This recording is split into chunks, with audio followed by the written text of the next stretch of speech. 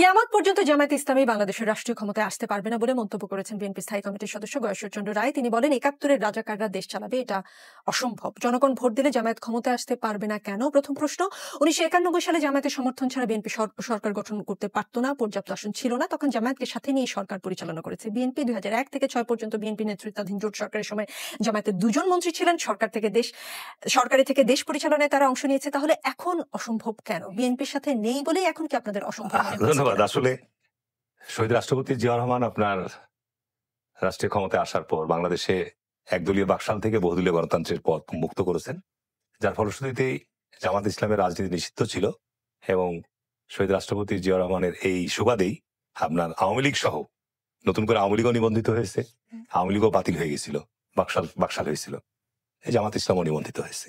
এবং এই গত ৪০ বছরের মধ্যে বলা যায় জামাত ইসলামের সাথে বিএনপির জোট, নির্বাচন, একসাথে পথ চলা।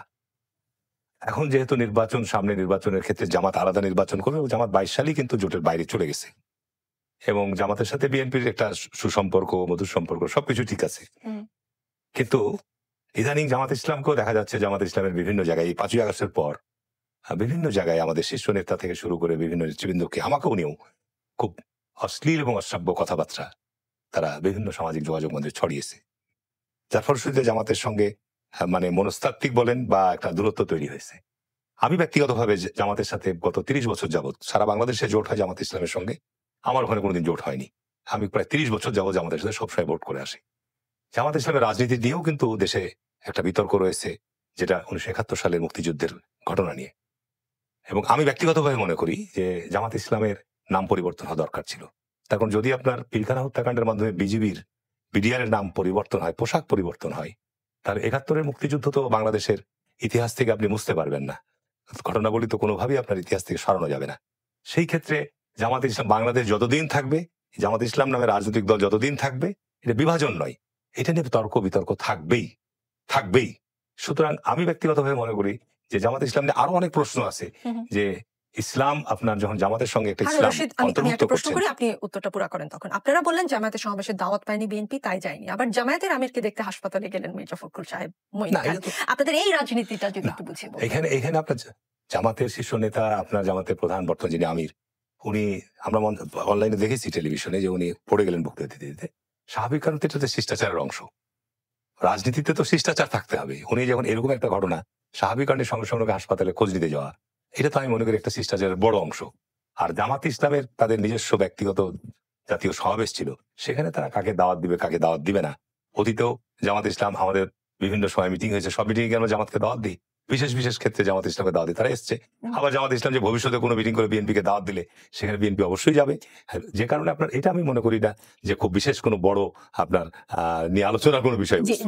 জামাতের সমাবেশে জামায়াত আমির শফিকুর রহমান বলেছেন, যদি আল্লাহর ইচ্ছায় ও জনগণের ভালোবাসায় জামায়াত থেকে সংসদ সদস্যরা নির্বাচিত হয়ে সরকার গঠন করেন, তাহলে কোনো এমপি মন্ত্রী ভবিষ্যতে সরকারি কোনো প্লট গ্রহণ করবেন না, কোনো এমপি ও কোনো মন্ত্রী ট্যাক্সবিহীন কোনো গাড়িতে চড়বেন না, কোনো এমপি মন্ত্রী নিজের হাতে কোনো টাকা চালাচালি করবেন না, কোনো এমপি ও মন্ত্রী যদি তার কোনো নির্দিষ্ট কাজের জন্য বরাদ্দ পেয়ে থাকেন, কাজ শেষ হওয়ার সঙ্গে সঙ্গে তার প্রতিবেদন তুলে ধরতে বাধ্য থাকবেন। আপনারা এমন কথা সাহস করে বলতে পারবেন?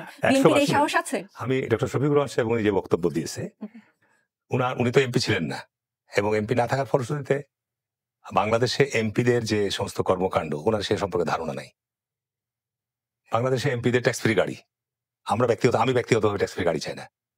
আমি ব্যক্তিগতভাবে যখন পার্লামেন্টে ছিলাম, ট্যাক্স ফ্রি গাড়ির পরিবর্তে আমরা চাই যে আমাদের সরকারি পুল থেকে গাড়ি দেওয়া হোক, আমাদের যেটা ন্যায্য প্রাপ্য অধিকার। আমি তো রিক্সায় করে, সাইকেলে করে তো সংসদ ভবনে যাবো না, বা সচিবালয়ে যাবো না, বা বিভিন্ন দপ্তরে যাবো না, আমাকে প্রোটোকল দিচ্ছেন এমপির অ্যাবভ সেক্রেটারি। তো আজকে তখন আমরা বলেছিলাম যে আজকে এতে সরকারের ব্যয় বাড়বে, এতে সরকারের ব্যয় বাড়বে। সরকারের প্লট শুধু আজকে নতুন, এটা পাকিস্তান আমল থেকে প্রিভিলেজ হিসাবে আপনার বিচারপতি, সচিব সহ এই ধরনের নাগরিকদেরকে আপনার প্রিভিলেজ হিসাবে প্লট দেওয়া হয়। এমপিদের প্লটটা শুধু আপনার নিউজের হেডলাইন হয়, কিন্তু আপনার বিচারপতিরা প্লট পায়, সচিবরা প্লট পায়, সচিব তো দূরের কথা, ডেপুটি সেক্রেটারি, প্রশাসনের কর্মকর্তা, পুলিশের আইজিপি, পুলিশের কর্মকর্তারা, সাংবাদিক, শীর্ষ সাংবাদিকরা, তারাও আপনার বিশেষ কোটায় প্লট পেয়ে আসছে। তার মানে শুনেন, আপনাকে একটা জিনিস চিন্তা করতে হবে নিকোল, যে পৃথিবীতে আপনি দুর্নীতি কমাতে চান, দুর্নীতি রোধ করতে চান, এক্ষেত্রে কোনো দলের দ্বিমত নাই। আল্লাহ পাক পবিত্র কোরআনে বলছে একেবারে স্পষ্টভাবে যে যারা সৎ জীবন যাপন করবে তাদেরকে আল্লাহ পাক দুনিয়া এবং ইহকাল এবং পরকালে উভয় জায়গাতে তাদেরকে পুরস্কৃত করবে। তো আমার কথা হচ্ছে যে আপনি ইউরোপের খবর দেখেন, যে সমস্ত গণতান্ত্রিক বিশ্ব, আপনি নিউজিল্যান্ডের খবর দেখেন, অস্ট্রেলিয়ার খবর দেখেন, ইউকের খবর দেখেন, পার্লামেন্টের সেখানকার মেম্বারদের সুযোগ সুবিধা কতটুকু, আর বাংলাদেশের পার্লামেন্ট মেম্বাররা কি সুযোগ সুবিধা পাচ্ছে? আপনি কোয়ালিটি পার্লামেন্ট যদি গঠন করতে চান, একজন ব্যারিস্টারকে নিয়ে যাবেন, একজন আইনজ্ঞকে নিয়ে যাবেন, সে প্রতিদিন যদি সুপ্রিম কোর্টে উপস্থিত থাকে, তার প্রতিদিন লক্ষ লক্ষ টাকা আয় করে। পার্লামেন্টে গিয়ে সে যদি 5 ঘন্টা সময় দেয়, তার আয় কতটুকু? 500 টাকা। একজন পার্লামেন্টে উপস্থিত থাকলে, যেদিন অধিবেশনে উপস্থিত থাকলে তার মজুরি দেওয়া হয় 500 টাকা। ঠিক আছে না? তো এটা আমি মনে করি যে উনি যে বিষয়গুলো বলেছেন, এগুলো জাস্ট আপনার মানে জাতীয় সমস্যা সংকট নয়। আপনি ন্যাম ভবনে থাকবেন না, ন্যাম ভবনটা তো করা হয়েছে সংসদ ভবন সদস্যদের থাকার জন্য, যেন তারা দ্রুত আপনার হেঁটে হলেও সংসদ ভবনে যেতে পারে। তো সুতরাং এই বিষয়গুলো উনি কি উদ্দেশ্যে বলেছেন, কেন বলেছেন আমি বলতে পারবো না। তবে আমাদের যে মূল সংকট, দেশে দেশে দেশে আপনার দুর্নীতি আছে, সারা পৃথিবীব্যাপী দুর্নীতি আছে, আমাদের দেশের দুর্নীতির উৎকৃষ্ট পর্যায় থেকে আগে কমাতে হবে।